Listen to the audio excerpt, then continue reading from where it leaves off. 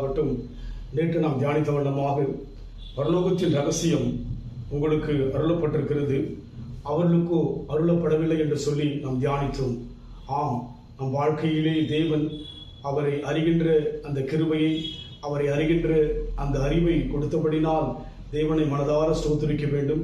இந்த வழியில் கூட தியானிக்கும்படியாக சங்கீத புத்தகம் 147 சங்கீதம் 20 அவர் வேற எந்த ஜாதிக்கும் இப்படி செய்ததில்லை, அவருடைய நியாயங்களை அறியாமற் போகிறார்கள் அல்லேலூயா என்று சொல்லி பார்க்கிறோம். வேற எந்த ஜாதிக்கும் என்று சொல்லி வேதம் சொல்கிறது.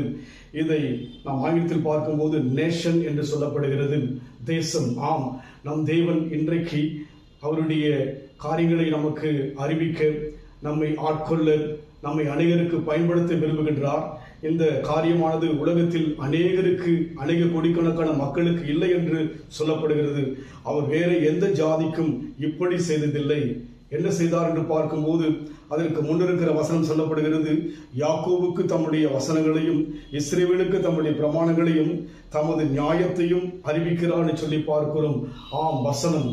ஆதியிலே தேவன் வானத்தையும் பூமியும் உண்டாக்கினார் சொல்கிற வசனத்தை வேதத்தில் பார்க்க முடியும். மனிதனை மீட்கும்படியாக மனிதனாய் உலகத்தில் தேவன் இயேசு கிறிஸ்து வந்தார் என்று சொல்லி வேதத்தில் வசனத்தில் பார்க்க முடியும். இவையெல்லாம் நம் கரத்திலே கொடுக்கப்பட்டிருக்கிறது. இப்பேற்பட்ட ஒரு சிறப்பை பெற்ற ஜனங்கள் நேற்று பார்த்த வண்ணமாக அவருடைய ரகசியம் நமக்கு அருளப்பட்டிருக்கிறது, அவர்களுக்கு அருளப்படவில்லை சொன்னமாக வேற எந்த ஜாதிக்கும் இந்த கற்பனை அறியாதபடிக்கு உலகத்தினுடைய வழிபாடுகளை பார்க்கின்ற போது தேவனுக்கு பகையாக உலகத்தை உண்டாக்கின தேவனுக்கு அவர்கள் பார்க்கின்ற போது வேதனைப்படும்படியா இருக்கின்றது. ஆனால் நம் வாழ்க்கையிலே தேவன் நம் கைகளிலே பிரமாணத்தையும் தமது நியாயங்களையும் வசனங்களையும் கொடுத்திருக்கிறார். இந்த ஸ்லாக்கியம் நமக்கு கொடுக்கப்பட்டிருக்கிறபடினாலே வேற எந்த ஜாதிக்கும் எப்படி செய்ததில்லை என்று சொல்லி பார்க்கிறோம். அதனால் நம் வாழ்க்கையிலே நாம் விசேஷமான ஜனங்கள் என்பதை நாம் மறந்து விடுகிறோம். நமக்கென்று கொடுக்கப்பட்ட கிருபைகள், நமக்கென்று கொடுக்கப்பட்ட அருள், நமக்கு கொடுக்கப்பட்ட மீட்பை எல்லாம் நாம் யோசிப்பது கிடையாது. நம் வாழ்க்கையிலே உலக ரீதியான மக்களுடைய போல நம்முடைய வாழ்க்கை சோர்வோடும் களைப்போடும் குழப்பத்தோடும் கடந்து போகிறது. அப்படியல்ல, தெளிவாய் சொல்லப்படுகிறது, வேற எந்த ஜாதிக்கும் இப்படி செய்ததில்லை என்று சொல்லி. காரணம், நம் கரத்திலே தேவனே இருக்கின்றார். வேத முழுமையாக தேவனை நாம் பார்க்க முடியும். வேத முழுமையாக நாம் தியானிக்கும் போது தேவனுடைய காரியங்களை நம் வாழ்க்கையில் அனுபவிக்க முடியும். அதனால் இன்றைக்கு இந்த காரியத்தை அவர் சொல்லுகிறார். முடிவில் பார்க்கும்போது அவர்களோ அதை அறியாமல் போகிறார்கள் என்று சொல்லி பார்க்கிறோம். இன்றைக்கு அருளப்பட்டிருக்கிறது நம் வாழ்க்கையிலே அநேகருக்கு இந்த அருள், இந்த கிருபை, இந்த வெளிப்பாடு இல்லாத போது, நம் கரத்திலே வேதத்தை தேவன் கொடுத்திருந்த போதிலும் கூட அறியாமல் போவதாக அங்கே சொல்கிற அந்த மக்களா இல்லாதபடிக்கு, அந்த ஜனங்களா இல்லாதபடிக்கு நாம் தேவனை அறிய ஒப்பு கொடுப்போம். நிச்சயமாகவே வேற எந்த ஜாதிக்கும் இப்படி தேவன் செய்ததாக சொல்லப்படவில்லை. நாம் விசேஷமான ஜனங்கள். அதனால் நம் வாழ்க்கையிலே சோர்வில்லாதபடிக்கு தேவனை ஆராதிக்க நம்ம ஒப்பு கொடுப்போம். மேக சம்பம் மேலிருந்து பாதுகாத்தது, பாதை காட்ட பாதல் எல்லாம் கூட சென்றது. மேக ஸ்தம்பம் மேலிருந்து பாதுகாத்தது, பாதை காட்ட பாதல் எல்லாம் கூட செல்லுது. அன்பான தேவன் என்னோடு வருவார், அது போதும் என் வாழ்விலே.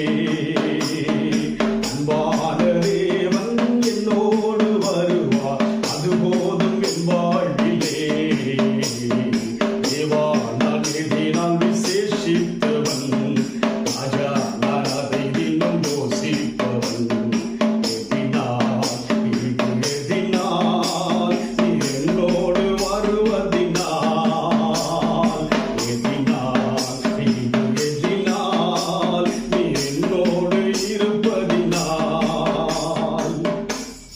வேற எந்த ஜாதிக்கும் வேறு எந்த தேசத்துக்கும் இந்த நியாயத்தை தேவன் அறிவிக்கவில்லை. ஆனால் நமக்கோ அதை அறிவித்திருக்கிறார். கற்பனைகளை நம்மிடத்திலே கொடுத்திருக்கிறார். வேத வசனங்களை நம் கையிலே கொடுத்திருக்கிறார். அவருடைய அபிஷேகத்தை நம்மேல் ஊற்ற விரும்புகிறபடினாலே அங்கே அறியாமல் போகிறான்னு சொல்லி அவருடைய ஆதங்கத்தை நாம் அறிந்து அறிய பிரயாசப்படுவோம். அன்பின் ஆண்டவரே, வேற எவ்வளவு ஜனங்களுக்கு கிடைக்க முடியாத ஒரு பாக்கியத்தை எங்களுக்கு கொடுத்திருக்கிறார் ஐயா. உம்மை அறிய எங்களுக்கு உதவி செய்யுங்க. உம்மோடு ஆண்டவரை தொடர்ந்து இணைந்திருக்க உதவி செய்யுங்க. நீர் செடியாக நாங்கள் கொடியாக இருக்க விரும்புகிறபடியால் கர்த்தாவே எங்களை தாழ்த்து கொடுக்கிற ஐயா. உம்மை அறிவதே உலகத்தில் சிறந்த அறிவு கர்த்தாவே.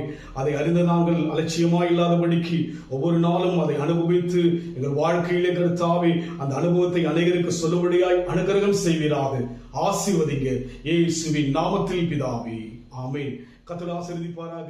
God bless you. Hallelujah.